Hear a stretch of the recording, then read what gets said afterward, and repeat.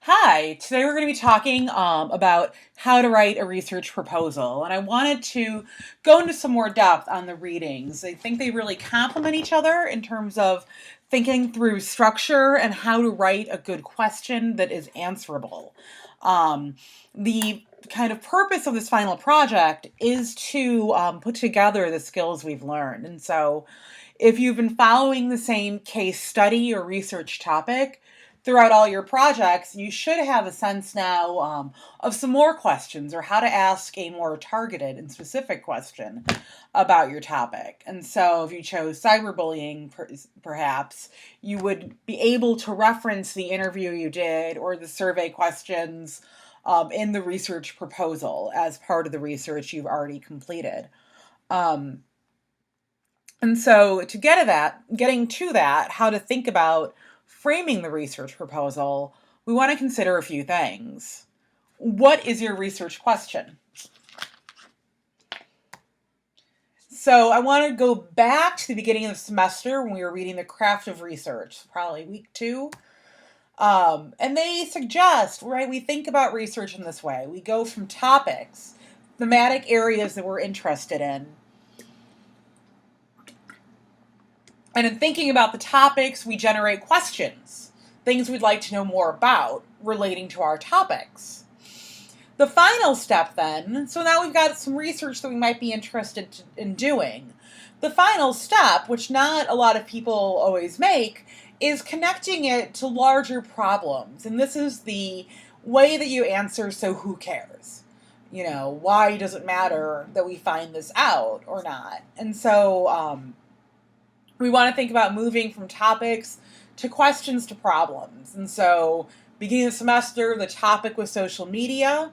What questions emerge underneath that? And we had really diverse answers in this class. We had interests in how businesses are using social media, how individuals use social media to promote themselves, the emotional costs of social media was a popular theme as well. And so we can arrive at a lot of different questions given a particular topic. And then linking it to the problems. And a lot of you did this intuitively, right? Pointing out that social media permeates society and so that we should be concerned about it. And so that's the kind of the who cares part. And so we want to be sure when we propose research, we have this all figured out and together and coherent. And so, thinking about the Flick chapter, he provided some ways to think about coming up with a question. He noted that research questions often are of several distinct types, right? What type is it? Does Brexit reflect a reactionary populism in Britain, right? That's a type. What type of politics does the Brexit represent? What is its structure, right? So we might ask about how things are organized or who owns the media? Media ownership work is thinking about structure. How frequent is it, right? How often does something happen? If we were interested in representations of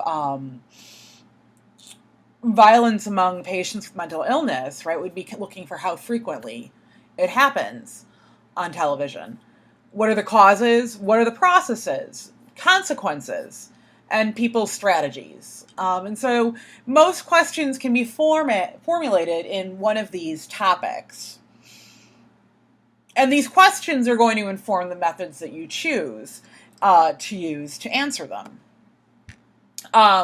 Flick also talks about different units for analysis. And so we can think about it as filtering, right? So you choose your general sort of question. So what type is it? And then the units for analysis we should think about as in the same way we thought about units and variables with tables, right? So these are the units and there's variables within them. So you're looking for meanings in this sort of analysis. You're looking for groups of things. And so you want to think through this. And so if I'm thinking about what the structure of the media industry looks like, Well, I'm probably not going to be too concerned with meanings because I don't have terminology that I'm interested in. I'm not really interested in meaning making here. I would perhaps look at practices, right? So business practices among media industry um, stakeholders. That would be a really great, interesting thing to look at. I might look at relationships, and so how do these companies relate to each other? And I might also then look at organizations, say what reform organizations are there, what companies are there, how are they, and that's where you begin to talk about like the multinational conglomerates, things like that. So those would be the units for the analysis. I'm going to go through an example of a research proposal I wrote in a minute. And I want you to think about the units for analysis that I was proposing, as well as the type of research question that I was asking. And just a quick reminder, as we're formulating research questions, these are going to be the guides to the overall research. The question I'm going to be going through today kind of formed my entire book's project. And so it's a very broad question, and then you have to find pieces to narrow it down.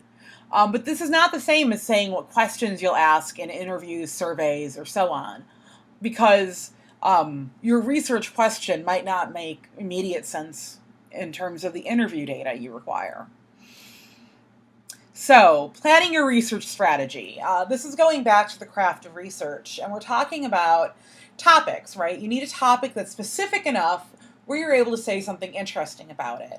And I have noted on people's papers whenever I see it to kind of say, you should really narrow this down or be more specific. Thinking about some questions in terms of coming up with topics, the research question has to capture your interest. You need to find an angle of it that interests you in some way. You also want to think about what kind of evidence you need to answer your question. And that's, again, where we're talking about the method matching up with the knowledge created.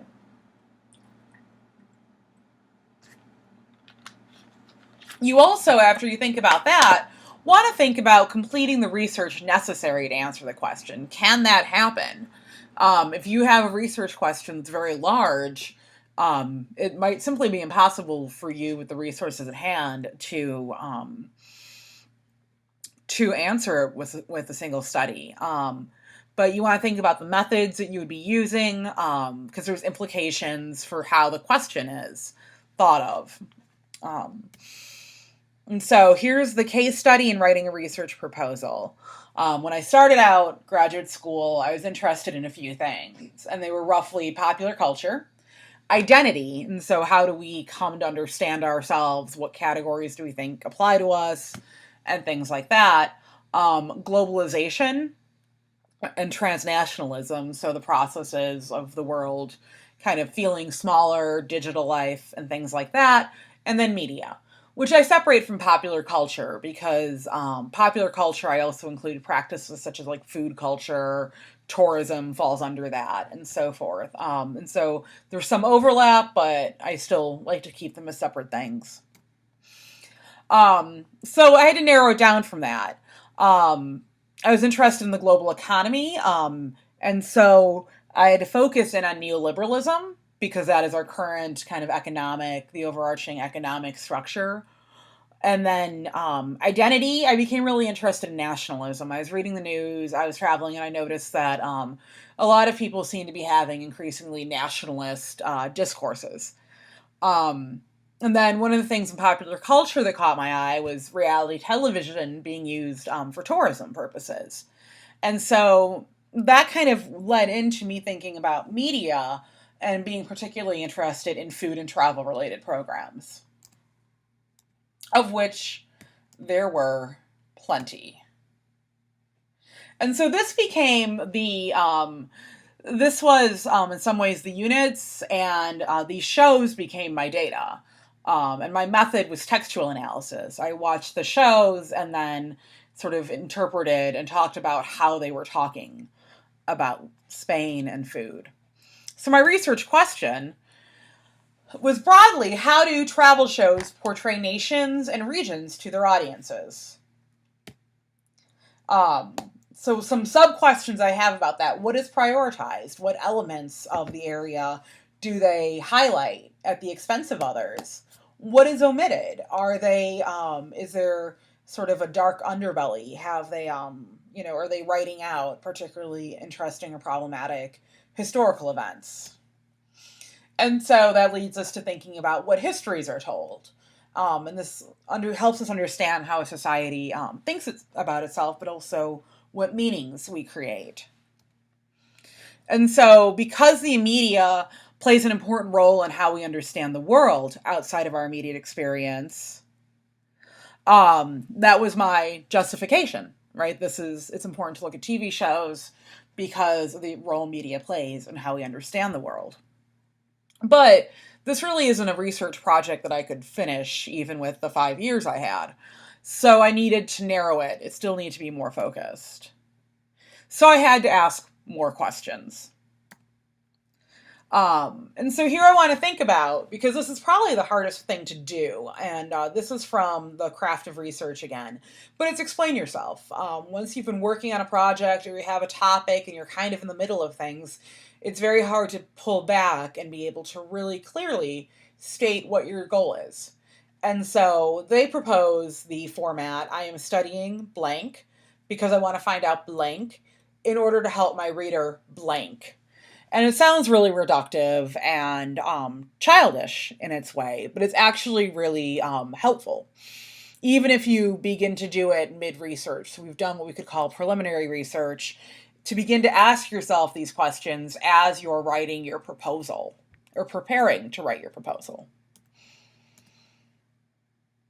So, broadly speaking, my research studies how travel shows portray nations and regions to their audience, because I wanted to find out how popular culture portrays nations and regions, in order to help my reader understand the role of popular culture and how we understand the world outside our immediate experience. That was the original question.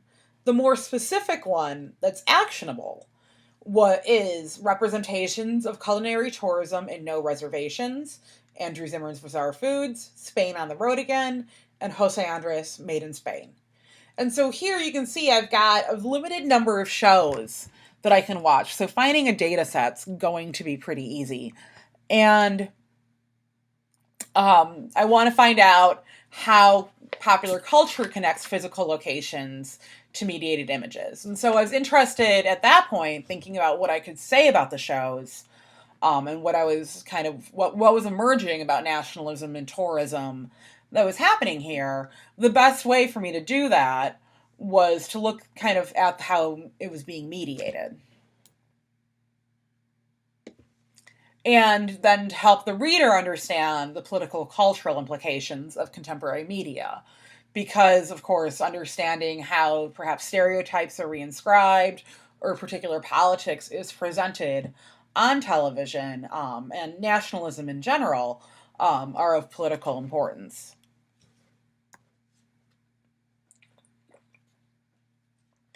So, writing the proposal. This is from John Cresswell's chapter on proposal writing. And this is sort of, once you've done I am studying this because of this to help my reader understand this. You also want to think about, these questions might help prompt some of the thinking to get that done. What do readers need to know about your topic? What do you propose to study?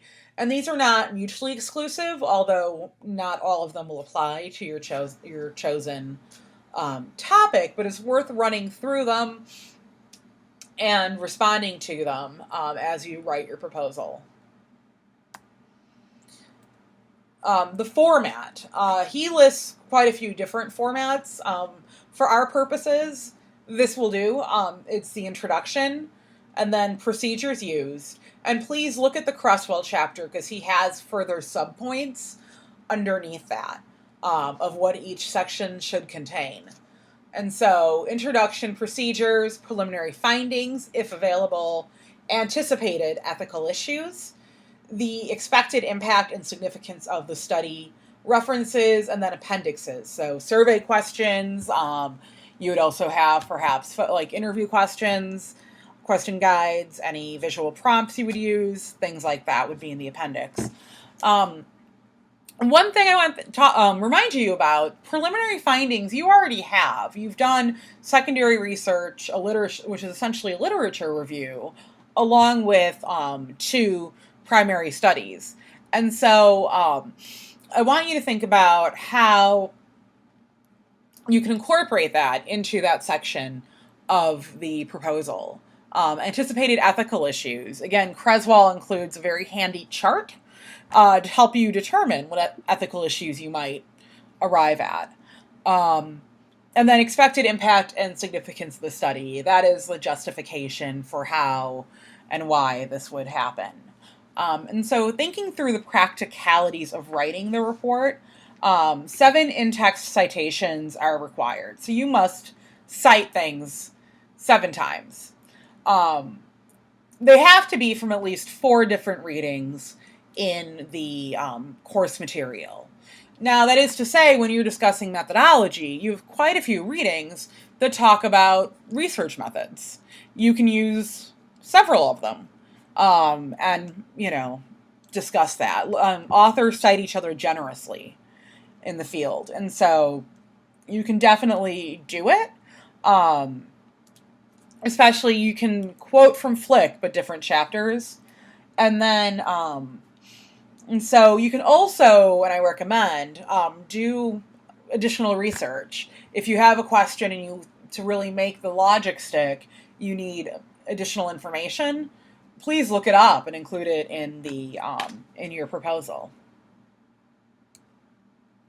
So the next question is, how do you determine the appropriate method?